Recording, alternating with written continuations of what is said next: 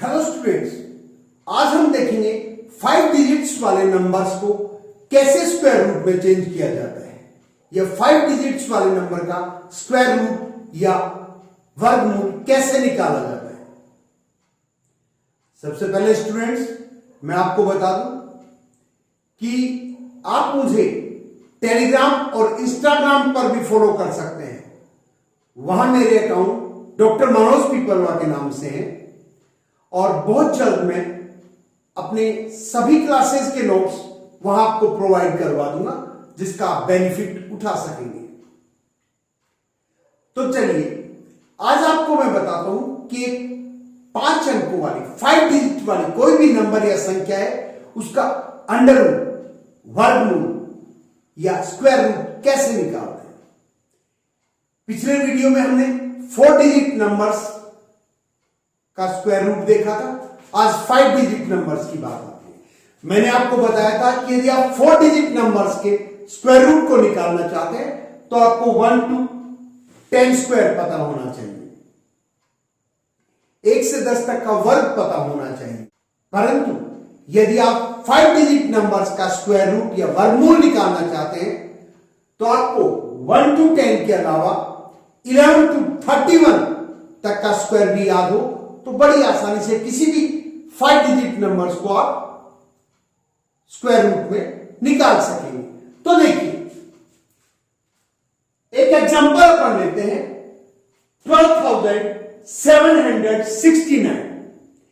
मैंने आपको बताया था यूनिट डिजिट की तरफ से अपन 2 डिजिट का एक ग्रुप बनाते हैं और उस ग्रुप में केवल यूनिट नंबर देखते हैं, जिससे हम हमारे स्क्वायर रूट, अंडर रूट या वर्गमूल का यूनिट डिजिट निकाल सकें।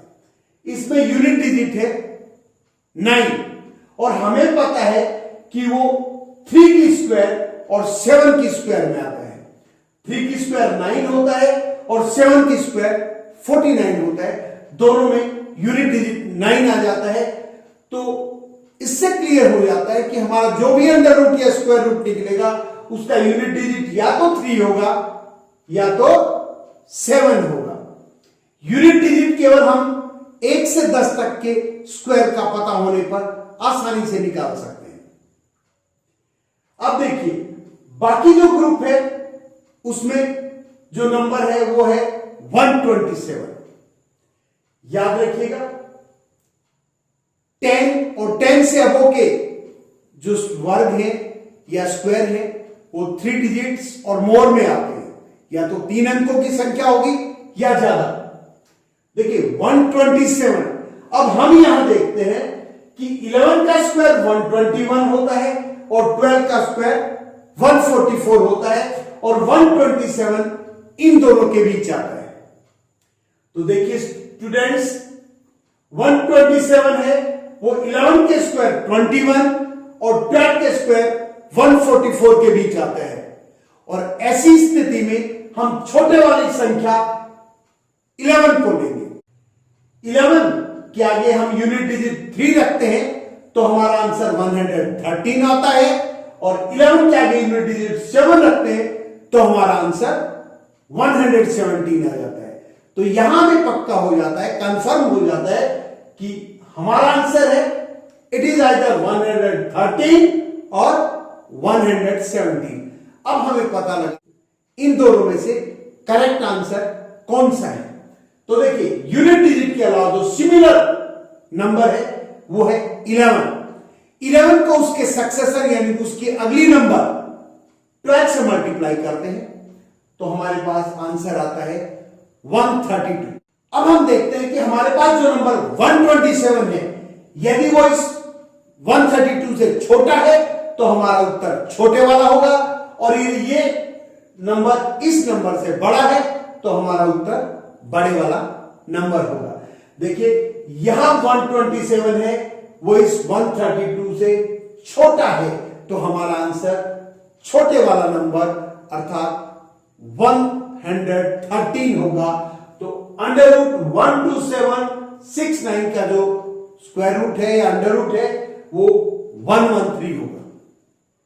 एक और तरीके से देखते हैं, ये 113 और 117 दोनों 110 और 120 के बीच आते हैं। इन दोनों का स्क्वायर करते हैं तो 12,100 और 14,400 आता है। हमारी ये जो नंबर है 12,769 ये 12,100 के ज्यादा करीब है, जो कि छोटी संख्या है, इसलिए हमारा उत्तर छोटे वाली संख्या यानी कि 113 होगा। एक और एग्जांपल देखिए 13,689। तो स्टूडेंट्स सबसे पहला तरीका वही है, दो ग्रुप बनाते हैं। एक यूनिट की तरफ से दो डिजिट नंबर्स लेते हैं 89 और दूसरे ग्रुप में 136 बच जाता है। हम यूनिट डिजिट की तरफ केवल यूनिट डिजिट को ही देखते हैं 9 और देखते हैं कि कौन सी दो डिजिट्स के या कौन से दो नंबर के 1 to 10 में से कौन से दो नंबर्स के स्क्वायर में 9 आता है। तो हमें पता चलता है 3 की स्क्वायर 9 होता है और 7 की स्क्वायर 49 आता है, यानी कि 3 और 7 के स्क्वायर में 9 आता है। तो हमारा यूनिट डिजिट है, इट इज आइदर 3 और 7। हमारा जो इकाई का अंक है या तो 3 होगा या तो 7 होगा। अब देखिए स्टूडेंट्स, दूसरा जो ग्रुप है अपना वो है 136। 136 है 11 की स्क्वायर 121 और 12 की स्क्वायर 144 के बीच आता है, और हम हमेशा छोटे वाली संख्या लेते हैं, दैट इज 11 जो 11 है। यदि हम 11 के आगे 3 रखते हैं तो हमारा आंसर 113 हो जाता है। यदि हम 11 के आगे 7 रखते हैं तो हमारा आंसर 117 आ जाता है। तो स्टूडेंट्स हमें पता चल रहा है कि हमारा आंसर है वो या तो 113 है या तो 117 है। अब आप देखिए, सही आंसर का पता लगाने के लिए हम जो सिमिलर नंबर है उसे उसके सक्सेसर से गुणा करते हैं, मल्टीप्लाई करते हैं। सिमिलर नंबर है 11 को उसके सक्सेसर या अगले नंबर 12 से मल्टीप्लाई करते हैं तो हमें मिलता है 132। हमारे पास जो नंबर है वो है 136। ये 136 इस 132 से बड़ा है, इसीलिए हमारा आंसर बड़े वाला नंबर यानी कि 117 होगा। दूसरे तरीके से देखिए स्टूडेंट्स, 113 और 117 दोनों 110 और 120 के बीच आते हैं। इनका यदि स्क्वायर करते हैं तो 12,100 और 14,400 आता है। हमारा जो नंबर है 13,689 ये 14,400 के ज्यादा करीब है, जो कि बड़ी संख्या है, इसलिए हमारा उत्तर भी बड़े वाली संख्या यानी कि 117 ही होगा। एक और एग्जांपल देखिए 33,124। वही दो ग्रुप में बांटना है। यूनिट की तरफ के दो डिजिट ले लेते हैं 24 और दूसरे ग्रुप में जो बाकी बचा हुआ 3031 है उसे ले लिया जाता है। पहले ग्रुप में यूनिट नंबर 4 है, वो या तो 2 की स्क्वायर में आता है या तो 8 की स्क्वायर में आता है। अर्थात हमारा जो यूनिट नंबर है आंसर में वो या तो 2 होगा या तो 8 होगा। अब देखिए स्टूडेंट्स, बाकी जो नंबर बचता है वो 331 है। हमें पता है कि 331 18 की स्क्वायर 324 और 19 की स्क्वायर 361 के बीच आता है, और हम छोटे वाला नंबर यानी कि 18 लेते हैं। 18 के आगे यूनिट डिजिट 2 रखा जाता है तो हमारा आंसर 182 होगा, और 18 के आगे यूनिट डिजिट 8 रखा जाता है तो हमारा आंसर 188 होगा। तो हमारे पास दो आंसर आते हैं 182 और 188। इन्हीं में से एक हमारा आंसर है। रियल आंसर देखने के लिए हम जो सिमिलर नंबर है दोनों में 18 उसको उसकी नेक्स्ट नंबर या नेक्स्ट संख्या से 19 से मल्टीप्लाई करते हैं, हमें उत्तर मिलता है 342। हमारे पास नंबर था 331। ये 331 इस 342 से छोटा है, तो हमारा आंसर छोटे वाली संख्या यानी 182 होगा। यदि ये 331 की जगह 342 से बड़ी संख्या होती तो हमारा आंसर बड़े वाली संख्या यानी कि 188 होता। एक और तरीका है, हम जानते हैं कि 182 और 188 दोनों 180 और 190 के बीच आते हैं, तो हम 180 और 190 की स्क्वायर करते हैं। स्क्वायर करने का सबसे सरल तरीका स्टूडेंट्स, हमें पता है कि 18 और 19 की स्क्वायर क्या है, उनके आगे ये 0 से डबल करके रख दिया जाता है, ये 180 और 190 की स्क्वायर बन जाता है। अब 180 की स्क्वायर है 32,400, 180 की स्क्वायर है 32,400 और 190 की स्क्वायर है 36,100।